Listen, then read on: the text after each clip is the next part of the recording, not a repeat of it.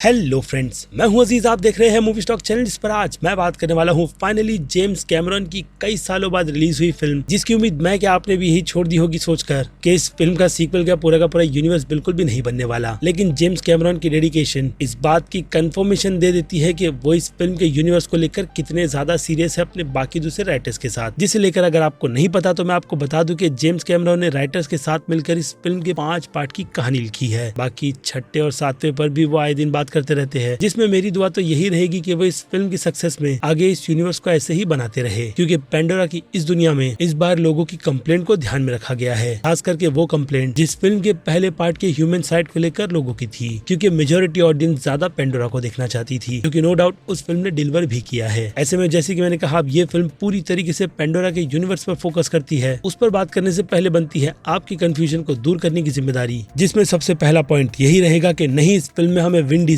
कहीं पर भी नजर नहीं आते, और इसके अलावा फिल्म को फिलहाल तो मैंने इंग्लिश में देखा है, हिंदी के रिव्यू के लिए आपको वेट करना होगा। बाकी हाँ, फिल्म की लेंथ 3 घंटे से ज्यादा की है, या फिर कहूँ 3 घंटे 10 या फिर 11 मिनट के आसपास की है, जिसे आप अपनी पूरी फैमिली के साथ बैठकर देख सकते हो। और अब आ जाए कहानी पर, तो कहानी को लेकर ठीक इस फिल्म के ट्रेलर की तरह मैं ज्यादा कुछ भी रिवील नहीं करूंगा, क्योंकि उसी के एक्सपीरियंस के लिए इस फिल्म को बनाया गया है। लेकिन हाँ, एक और बात इस फिल्म के फर्स्ट पार्ट से भी रिलेटेड है, जहाँ हमने जितना स्ट्रगल पेंडोरा को लेकर देखा था, और एक हिसाब से जंगल के एनवायरनमेंट को भी लेकर, तो उन सारी चीजों को ये फिल्म बस शुरुआत के 20 मिनट में ही डिस्ट्रॉय कर देती है, क्योंकि अब कहानी को बिल्कुल ही अलग ढंग से फिल्म के टाइटल के अकॉर्डिंग शो करना है, जिस सिचुएशन में हम जेक और उसकी फैमिली को एक ट्राइब को छोड़ दूसरे ट्राइब्स को ज्वाइन करते हुए देखते हैं, जो हाँ पेंडोरा पे ही रहने वाले अलग कबीले के लोग हैं, जिनका ज्यादातर तो कनेक्शन पानी और उनके क्रिएचर्स से बनता है, जिनके लीडर टूनोबारी और उनकी वाइफ रोनल है, यानी कि केट विंसलेट और क्लिफ क्लूटस का कैरेक्टर। जिन सभी में अब देखना यही बनता है कि क्या जेक सुली अपनी फैमिली को सेफ रखने में कामयाब होता भी है या नहीं, क्योंकि उनके पीछे कोई और नहीं बल्कि स्टीफन लैंग का कैरेक्टर कर्नल क्वेलिच पड़ा हुआ है, जो अब कैसे जिंदा हुआ है कैसे नहीं, अगेन उसका पता आपको फिल्म देखकर चल जाएगा। जिनकी टीम और उनका पूरा का पूरा मकसद जेक सोली और उसकी फैमिली को ढूंढकर खत्म करने का है, जिसमें अब एक हिसाब से देखा जाए तो कहानी कुछ यही डिटेल हमें प्रोवाइड भी करती है। बाकी फिल्म की और डिटेल में आगे बढ़ने से पहले बनेगी मेरी छोटी सी रिक्वेस्ट, जो की है इसी चैनल को सब्सक्राइब, वीडियो को लाइक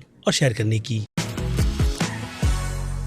सो फ्रेंड्स, तो सबसे पहले बात की जाए क्रिटिक्स की राय पर, उनके फर्स्ट रिएक्शन पर, तो जितनी ज्यादा तारीफ इस फिल्म को लेकर उन क्रिटिक्स की तरफ से की गई थी, उसका पूरा का पूरा एफर्ट तो हमें नो डाउट फिल्म के विजुअल को ही देखकर मिल जाता है कि जेम्स कैमरॉन की 13 साल की ये मेहनत असल में स्क्रीन पर कितनी ज्यादा माइंड ब्लोइंग लग रही है, जिसे लेकर अब जितनी ज्यादा तारीफ की जाए उतनी कम है। क्योंकि अगर इसकी कंपैरिजन की जाए फिल्म के फर्स्ट पार्ट से, तो जहाँ अवतार का बिल्ड किया गया पूरा का पूरा यूनिवर्स हमें ये चीज फील करवाता है कि फिल्म को CGI और VFX की मदद से बनाकर हमारे सामने प्रेजेंट किया गया है, जिसे हाँ इसकी री रिलीज में कई ज्यादा अपग्रेड कर बहुत ज्यादा चेंज भी किया गया था। लेकिन फिर भी सेकंड पार्ट के लेवल का टच फिल्म की कई बार रिलीज हुए री रिलीजिंग में फर्स्ट पार्ट को नहीं मिला है। क्योंकि जहाँ बात रही सेकंड पार्ट की, तो इस बार की ये दुनिया सिर्फ रियल ही नहीं बल्कि इतनी ज्यादा रियल लगती है कि आपको भी ये मानना पड़ेगा कि जेम्स कैमरॉन की ये दुनिया सच में रियल है। और ऊपर से अब इसकी वर्ल्ड बिल्डिंग करने के लिए जो नई टेक्नोलॉजी को भी इंक्लूड किया गया है, खास करके अंडर वाटर में, उसका तो जवाब नहीं। बाकी क्रिएचर्स को लेकर इस बार उनके बीच की बॉन्डिंग, और यहाँ तक कि पूरे 15 मिनट स्क्रीन पर उस क्रिएचर्स को दिखाकर उन कैरेक्टर्स के बीच भी एक ऐसा बिल्डअप किया गया है कि वो सीन भी आपको बहुत ज्यादा इफेक्टिव लगता है। इतना कि आप ये चीज बहुत ही अच्छी तरीके से समझ जाते हो कि जहाँ पहले पार्ट पर बात जंगल और उसके इन्वायरमेंट को लेकर की जा रही थी, तो इस बार अब वो फोकस अगेन इसके टाइटल के अकॉर्डिंग वाटर और उसके क्रिएचर्स पर किया गया है, जिसमें हाँ इंसान ही बुरे हैं, या फिर इस फिल्म की तरह उन्हें स्काई पीपल भी कहा जा सकता है, जिनका मकसद और वापसी फिल्म के फर्स्ट पार्ट और सेकंड पार्ट के टाइम गैप के हिसाब से आई थिंक 13 साल बाद की है, जिस टाइम पीरियड में जेक 5 बच्चों का बाप है, और उसमें से 2 एडॉप्टेड है, जो कि एक है कीरी, जिस कैरेक्टर को लेकर इस फिल्म में बहुत ही अच्छी खासी मिस्ट्री बनाई गई है। और अगर इस कैरेक्टर को मैं इस यूनिवर्स की सुपर हीरो भी कहूँ तो बात बिल्कुल भी गलत नहीं होगी। बाकी यहाँ कीरी के कैरेक्टर आर्क को लेकर अभी भी कई बातों पर से पर्दा बिल्कुल भी नहीं उठाया गया, जो क्लियरली आने वाले इस फिल्म के सीक्वल का हमें हिंट भी देता है। क्योंकि देखने से ही कीरी के कैरेक्टर को ये बात भी समझ आ जाती है कि अवतार का आगे का यूनिवर्स इसी कैरेक्टर के कंधे पर टिका रहेगा। और हाँ, स्पाइडर को कैसे भूल सकते हैं, जो कि जेक का एडॉप्टेड ह्यूमन सन है, और इस कैरेक्टर से रिलेटेड भी इसका पास काफी ज्यादा इंटरेस्टिंग है। लेकिन फिलहाल तो इस कैरेक्टर का आर्क बिल्कुल भी नहीं, जो कि मैं मानता हूँ कि सिर्फ इसी पार्ट में बिल्कुल भी जस्टिफाई नहीं किया जा सकता, क्योंकि इस कैरेक्टर को लेकर जिस तरीके से बैलेंस बनाया गया है वो ही खुद में बहुत ज्यादा कंफ्यूज्ड है। क्योंकि जहाँ ये कैरेक्टर हमें पेंडोरा और वहाँ के लोगों को लेकर जितना ज्यादा ऑनेस्ट दिखाया गया है, तो वहीं उसका दूसरा साइड कुछ अलग तरीके की चीजों को भी शो करता है, जिस पर आई होप डायरेक्टर और उनके राइटर्स की पकड़ बहुत ही ज्यादा मजबूत होगी। इसलिए जैसे कि मैंने कहा, इस कैरेक्टर को लेकर अभी के लिए तो फिलहाल ज्यादा भी कहा नहीं जा सकता, जिसे लेकर आई एम डैम श्योर कि आप भी कंफ्यूज ही होने वाले हो। लेकिन ये बात तो तय है कि इस फिल्म की सारी नई कास्ट को लेकर आपके दिल में किसी भी तरीके का हेट नहीं रहेगा, जो कि अक्सर कर इस तरीके की फिल्मों की यूनिवर्स के साथ होता है, जहाँ से लीड पर से फोकस हटाकर दूसरे कैरेक्टर्स पर फोकस किया जाता है, जहाँ ये फिल्म अपना बहुत नहीं बल्कि हिसाब से काफी ज्यादा टाइम लेती है। और इसी टाइम पीरियड के बीच अगर कोई कैरेक्टर मिस है या फिर कहूँ हिसाब से बहुत ही ज्यादा रोती है तो वो जोई सल्डाना ही है, जिनके कैरेक्टर आर्क को बहुत ज्यादा कम कर डायरेक्टर की कंफर्मेशन के अकॉर्डिंग आने वाले यूनिवर्स को बिल्ड करने के लिए बचा कर रखा गया है। लेकिन जो भी हो, उनके कैरेक्टरों को लेकर मैं और भी बहुत कुछ देखना चाहता था, जो कि अनफॉर्चुनेट फिलहाल तो इस पूरी फिल्म में मिसिंग था। लेकिन लास्ट के 20 मिनट उनके कैरेक्टर तक को जस्टिफाई दे देते हैं, क्योंकि लास्ट के उसी पल में हमें ये पता चल जाता है कि वो अपने डिसीजन लेने में कितनी ज्यादा श्योर है, और उसे ये तक पता है कि आगे इसका अंजाम क्या होगा। बाकी बात रही जेक सुली के कैरेक्टर की, तो उनके कैरेक्टर को भी लेकर फिल्म में बहुत ही कुछ बिल्ड कर दिया गया है, खास करके ये चीज कि फैमिली की रिस्पॉन्सिबिलिटी आने के बाद इंसान को खुद ही कितना ज्यादा बदलना पड़ता है। और वही चीज जेक के साथ भी होती है, लेकिन एक काफी अच्छे एंड के साथ, जिसमें अब वो पूरी तरीके से प्रिपेयर है, यानी आने वाला खतरा और भी काफी ज्यादा बड़ा होगा, जिसका बस ये फिल्म टीज ही करती है। बाकी फिर बात रही फिल्म के बाकी दूसरे एक्टर्स की, तो एक कैरेक्टर को लेकर बहुत ही अच्छी तरीके से बात की जा सकती है, लेकिन टाइम के रहते उसका भी ध्यान रखना पड़ता है। लेकिन फिर भी कुछ इंपॉर्टेंट कैरेक्टर्स है जिनके बारे में थोड़ी बहुत बात तो बनती ही है, जैसे कि जेक की फैमिली का काफी नया वॉरियर नेटियम, जो अपने माता पिता के लिए या फिर कहो अपनी फैमिली के लिए किसी भी लाइन को क्रॉस कर सकता है। और फिर उसके बाद डुआक का कैरेक्टर भी निकल कर आता है, जो इस फिल्म में आपको ज्यादातर तो गलतियां करते हुए नजर आएगा, क्योंकि वो अपने भाई और पिता के अंडर रहना नहीं चाहता। इसके अलावा इस कैरेक्टर और तीसरा को लेकर थोड़े से रोमांटिक एंगल को भी बिल्ड किया गया है, जो अगेन देखने में अच्छा लगता है। बाकी टूर्क का कैरेक्टर भी इंटरेस्टिंग है, जिसे देखकर ज्यादातर तो आपके चेहरे पर स्माइल रहती है। और फिर बात रही केट विंसलेट और क्लिफ क्लूटस के कैरेक्टर की, तो फिलहाल तो उन्हें लेकर ज्यादा कुछ भी एक्सप्लोर नहीं किया गया, लेकिन जो भी हो, उनकी भी प्रेजेंट फिल्म में अच्छी है, जिस पर आई होप कि फ्यूचर में और भी काम कर रखा गया होगा। तो अब इस कैरेक्टर आर्क से हटकर आ जाए फिल्म की बाकी दूसरी एक्टिविटीज पर, तो वो फिल्म में इतनी ज्यादा डाली गई है कि वैसे मोमेंट्स तक को देख करके आप काफी ज्यादा इंटरेस्ट आता है कि अब आगे होगा क्या। चाहे बात जेक की पूरी फैमिली के नए ट्राइब में आने के बाद वहाँ रहकर उनकी चीजों को एक्सप्लोर करना क्यों ना हो, क्योंकि टेक्नोलॉजी हमें ये सारी की सारी चीजें अपने एक्सपीरियंस से बहुत ही अच्छी तरीके से एक्सप्लोर करवाती है, जिस पर मैं बार बार जोर डालकर यही कह रहा हूँ कि इस बार के पेंडोरा की ये दुनिया बहुत ही ज्यादा रियल है। जिसके लिए एक और चीज भी मेंशन करना ठीक रहेगा कि ऐसी फिल्म का एक्सपीरियंस आप अच्छे से अच्छे थिएटर में जाकर लो तो ही मेरी राय में बहुत ज्यादा बेस्ट है, क्योंकि खराब एक्सपीरियंस कहीं ना कहीं आपको इस फिल्म की लेंथ को फील करवाएगा, जिस पर अगर मैं काफी ऑनेस्टली कहूँ तो 3 घंटे 11 मिनट के आसपास की ये लेंथ आराम से 20 मिनट तक की कम हो सकती थी। लेकिन फिर याद आते हैं फिल्म के एंड के वो 20 मिनट, जिसके बाद आप इन चीजों को पूरी तरीके से इग्नोर करते हो। और इसके अलावा अगर फिल्म के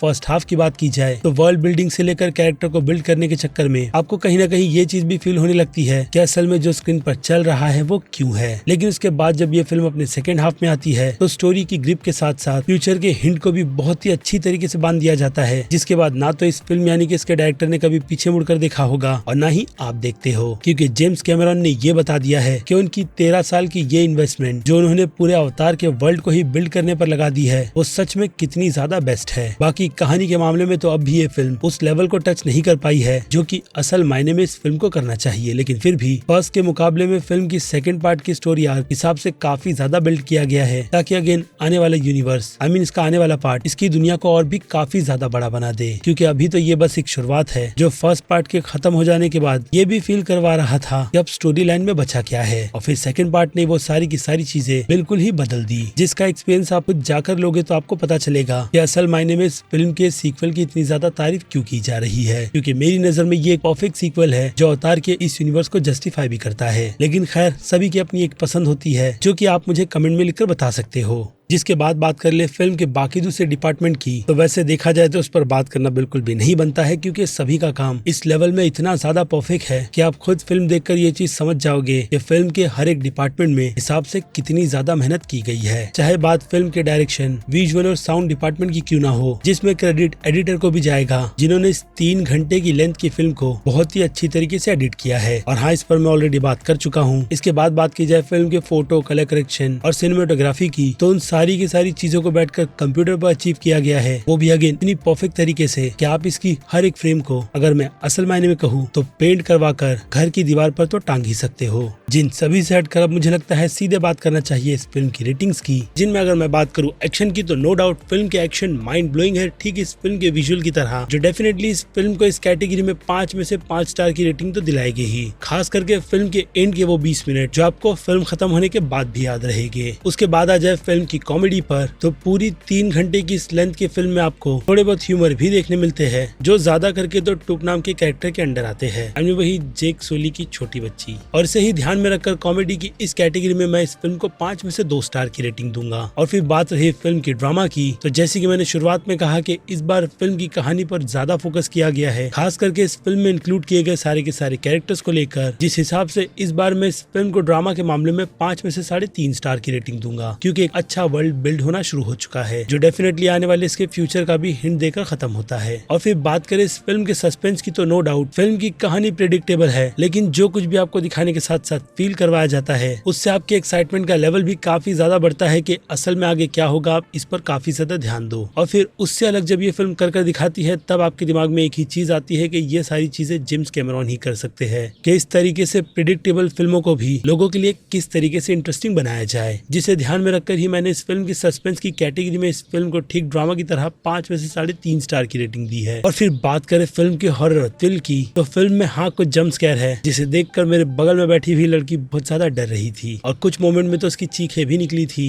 जिससे आपको यह अंदाजा हो जाना चाहिए कि लड़कियां इस फिल्म को किस तरीके से लेने वाली है। लेकिन हाँ, एक्सपीरियंस अच्छे थिएटर का रहे तो ही। बाकी बात रही फिल्म के थ्रिल की, तो पूरी फिल्म एक थ्रिल राइड है, बीच बीच में कुछ स्लो मोमेंट्स को छोड़कर, जिन्हें ध्यान में रखकर मैं इस फिल्म को थ्रिल की इस कैटेगरी में 5 में से 4.5 स्टार की रेटिंग दूंगा। और फिर से याद दिला दूं कि इस कैटेगरी में ये रेटिंग मैंने इस फिल्म को एंटरटेनमेंट के हिसाब से दी है, न कि हॉरर और थ्रिलर फिल्मों को ध्यान में रखकर। जिसके बाद अब बात करें मास ऑडियंस की, तो जो ऑडियंस स्क्रीन पर बहुत कुछ होते हुए देखना चाहती है, नो डाउट उन्हें तो इस फिल्म में काफी कुछ देखने के लिए मिलता है, लेकिन एंटरटेनमेंट ऑडियंस के हिसाब से वैसी ऑडियंस की कैटेगरी बनती है A- की। लेकिन ये फिल्म अपने बहुत ही अच्छे 3D एक्सपीरियंस के चलते A+ की कैटेगरी तो डिजर्व करती ही है। और फिर बात रही क्रिटिक्स की, तो क्रिटिक्स ने इस फिल्म की तारीफ बहुत ज्यादा की है, जिस हिसाब से क्रिटिक्स की ये कैटेगरी A की रेटिंग तो डिजर्व करती ही है, जिनसे बिल्कुल एग्री करते हुए मैं भी इस फिल्म को इसी सेम कैटेगरी में रखूंगा, क्योंकि पर्सनली मेरा एक्सपीरियंस भी इस फिल्म को लेकर IMAX स्क्रीन पर बहुत ही ज्यादा बेस्ट था। इतना कि मैंने इस वीडियो में आपको काफी ऑनेस्ट रिव्यू दिया है। बाकी अब मर्जी आपकी है कि आप अपना टाइम इस फिल्म पर देना भी चाहते हो या नहीं, क्योंकि अब वक्त है मेरी तरफ से इस वीडियो को यहीं पर खत्म करने का। बाकी मैं हूँ अजीज, आप देख रहे थे movie stock channel. Like share और सब्सक्राइब भूलना मत। मिलूंगा जल्दी दूसरी किसी वीडियो में बहुत ही जल्द। Till then